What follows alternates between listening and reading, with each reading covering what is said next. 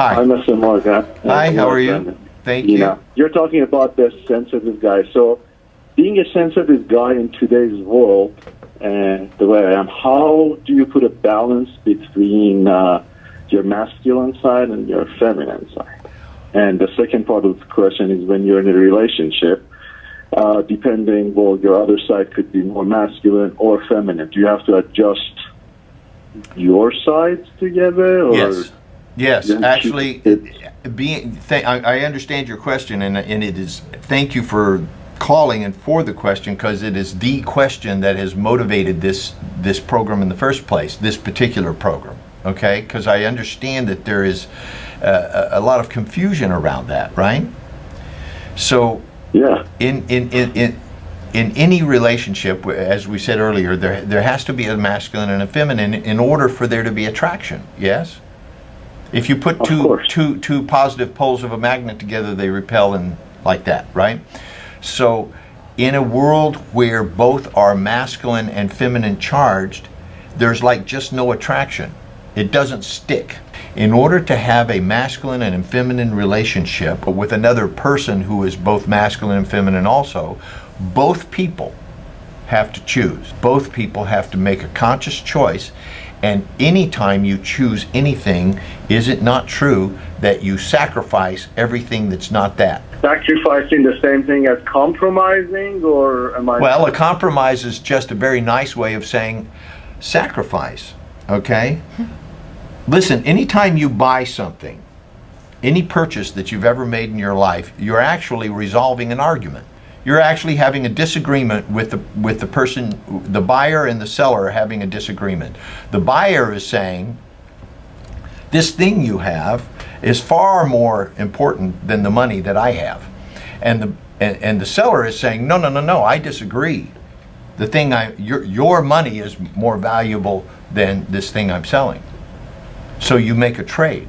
I'm trying to shift the paradigm that you're thinking in so that you think outside of. See, we take it for granted that you're buying and selling. You don't ever think about, actually, we're having a disagreement and we're resolving it by changing money for goods.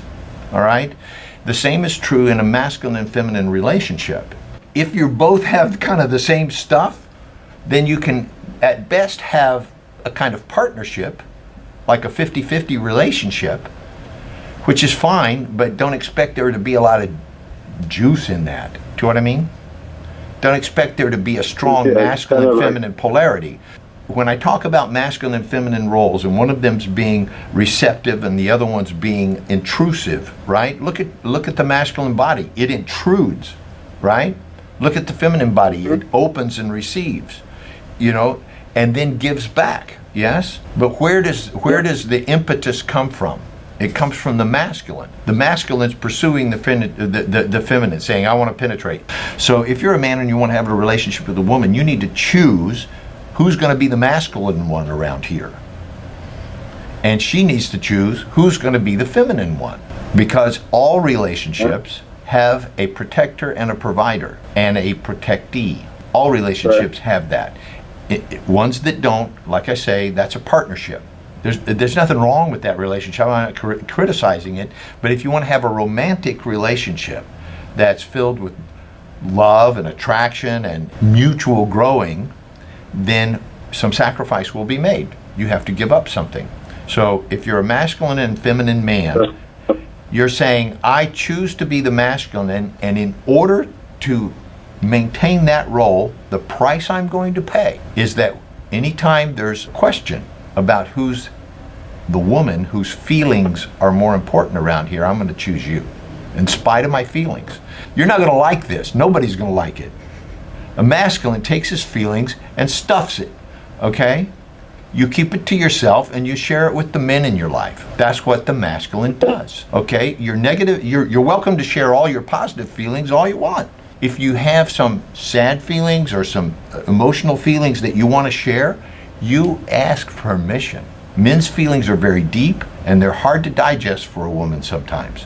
Even though she craves to know that they're connected and that she's important and that she's loved and that he feels something, If you start sharing your negative feelings with a woman, it will neutralize her, or she'll start to treat you like the other women in her life, and then wonder why you're not a better woman. She will interact with you as if you're one of the girlfriends, and then she will start to, you'll never be a good girlfriend. Not as good at, you're just not good at it. You won't be good at it. And so she will start to criticize you for that. Now, when a woman criticizes a man, it neutralizes him. If you want to get a man to change, you gotta acknowledge him for all the great stuff he did. It's going to be something more like, I really love the way you always care about me and you take care of me and you watch out for me. I love the way that you're sensitive and that you share your emotions with me and stuff like that. And this is one area in which I see that perhaps you could improve. Would you be interested in hearing my thoughts about it? So she has just sacrificed being masculine. If she was going to be masculine, she'd say, I don't like that about you and you better change it. Men talk to each other that way, right? They say, hey man, cut it out. Men interact in a very direct fashion. If a woman interacts with a man in a very direct fashion and starts telling him what to do, she becomes his mother. She starts mothering him, and then she starts resenting him, because you can't mother someone and respect them at the same time. I mean, unless they're a child. A man sacrifices his right to express all of his feelings anytime he wants. That's his feminine side. And he tells a woman what he thinks, and then asks permission if he's going to share his feelings. If you have really negative feelings, like you're angry at her, you're upset at her, you're confused by her, you're confounded, you have intense emotions, that just shuts her down. That just scares her and she doesn't want to talk about it. So I suggest to men, take your negative feelings to the men in your life who can deal with it. You should have a circle of men that you could take those feelings. I'm not talking about going and gossiping. I'm talking about saying, man, I have this interaction with my wife, I'm upset about it, just hear me out. And the men in your life, if they're good friends, they'll just hear you out and not like encourage you to go back and fight her or something like that. They'll just hear you so that you go like, I got it, man. Yeah. Knowledge of what I taught it means transparency. It means share everything, good and bad. But then now I'm hearing that I shouldn't share my negative feelings or what I feel. So can you elaborate a little bit what does transparency means? And now I think transparency is another one of those feminized notions. When I say the loss of masculinity in a feminized world, the feminized world I'm talking about includes such words like transparency. Honestly, I don't necessarily think it's much of a turn on to women for men to share every darn thing they feel. But that's what they want, right? They only think they want I that. think that's what they say they want. People say stuff all the time in this world, in this time in life, that are just, where'd they get their information? So I don't think that it's wise, and I don't do it with my wife. So I personally think that part of being a man is stop sharing that stuff with women and children, because it just scares them. If they have to start taking care of your feelings, you have shifted this beautiful positive reflection of yourself. In other words, the opposite, the feminine. You've turned her into a mother figure, and a mother is masculine. They provide, they protect, they intrude, they give orders. That's all masculine stuff.